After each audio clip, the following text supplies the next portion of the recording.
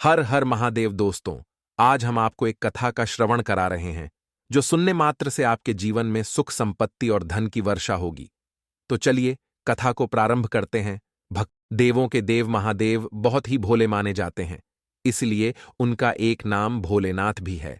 पौराणिक मान्यतानुसार भगवान शंकर को प्रसन्न करने के लिए किसी भी तरह के खास विशेष पूजन की आवश्यकता नहीं होती, क्योंकि कहा जाता है कि वह तो भोले हैं और भक्त की मन से की गई क्षणिक मात्र की भक्ति से ही वह प्रसन्न हो जाते हैं।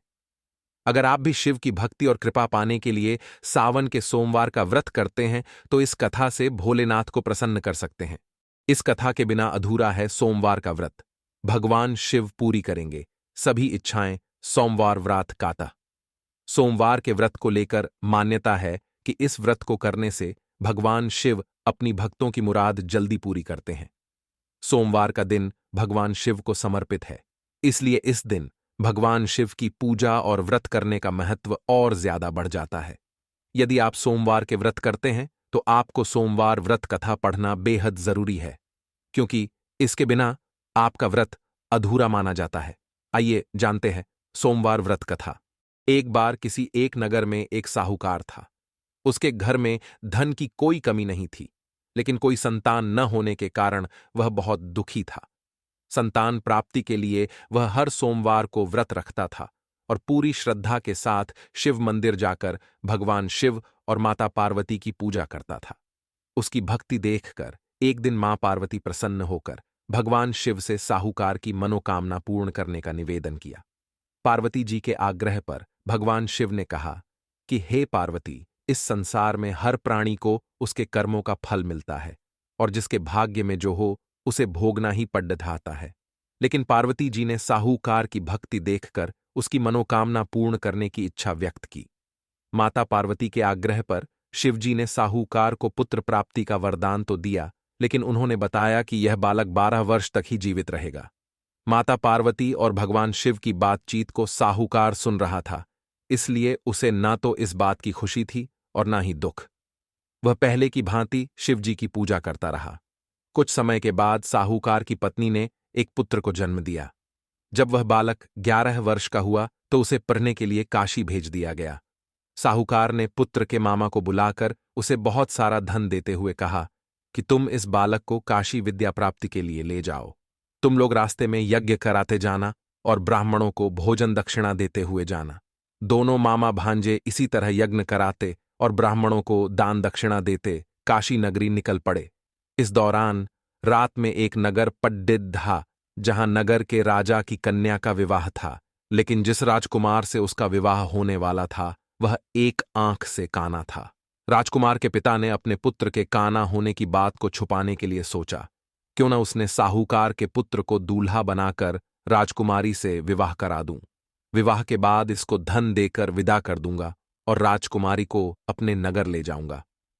लड्डी डहाके को दूल्हे के वस्त्र पहनाकर राजकुमारी से विवाह करा दिया गया।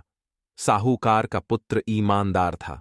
उसे यह बात सही नहीं लगी, इसलिए उसने अवसर पाकर राजकुमारी के दुपट्टे पर लिखा कि तुम्हारा विवाह तो मेरे साथ हुआ है, लेकिन जिस राजकुमार के संग तुम्हें भेजा जाएगा वह एक आंख से काना है। मैं तो काशी पढ़ने जा रहा हूं। जब राजकुमारी ने चुन्नी पर लिखी बातें पढ़ी तो उसने अपने माता पिता को यह बात बताई। राजा ने अपनी पुत्री को विदा नहीं किया, फिर बारात वापस चली गई। दूसरी ओर साहूकार का डहका और उसका मामा काशी पहुंचे और वहां जाकर उन्होंने यज्ञ किया। जिस दिन लड़का 12 साल का हुआ उस दिन भी यज्ञ का आयोजन था। लड़के ने अपने मामा से कहा कि मेरी तबीयत कुछ ठीक नहीं है। मामा ने कहा कि तुम अंदर जाकर आराम कर लो। शिवजी के वरदानुसार कुछ ही देर में उस बालक के प्राण निकल गए। मृत भांजे को देख उसके मामा ने विलाप करना शुरू किया। संयोगवश उसी समय शिवजी और माता पार्वती उधर से जा रहे थे। पार्वती माता ने भोलेनाथ से कहा, स्वामी, मुझे इसके रोने के स्वर सहन नहीं हो रहे। आप इस व्यक्ति के कष्ट को अवश्य दूर करें। जब शिवजी मृत बालक के समीप गए तो वह भोलेनाथ के उसी साहूकार का पुत्र है जिसे मैंने 12 वर्ष की आयु का वरदान दिया था। अब इसकी आयु पूरी हो चुकी है। लेकिन मातृभाव से विभोर माता पार्वती ने कहा कि हे महादेव, आप इस बालक को और आयु देने की कृपा करें, अन्यथा इसके वियोग में इसके माता पिता भी तड़प तड़प कर मर जाएंगे। माता पार्वती के पुण्य आग्रह पर भगवान शिव ने उस लड़का जीवित होने का वरदान दिया। शिवजी की कृपा से वह लड़का जीवित हो गया। शिक्षा पूरी करके लड़का मामा के साथ अपने नगर की ओर वापस चल दिया। दोनों चलते हुए उसी नगर में पहुंचे जहां उसका विवाह हुआ था। उस नगर में भी उन्होंने यज्ञ का आयोजन किया। उस लड़का के ससुर ने उसे पहचान लिया और महल में ले जाकर उसकी खातिरदारी की और अपनी पुत्री को विदा किया। इधर साहूकार और उसकी पत्नी भूखे प्यासे रहकर बेटे की प्रतीक्षा कर रहे थे।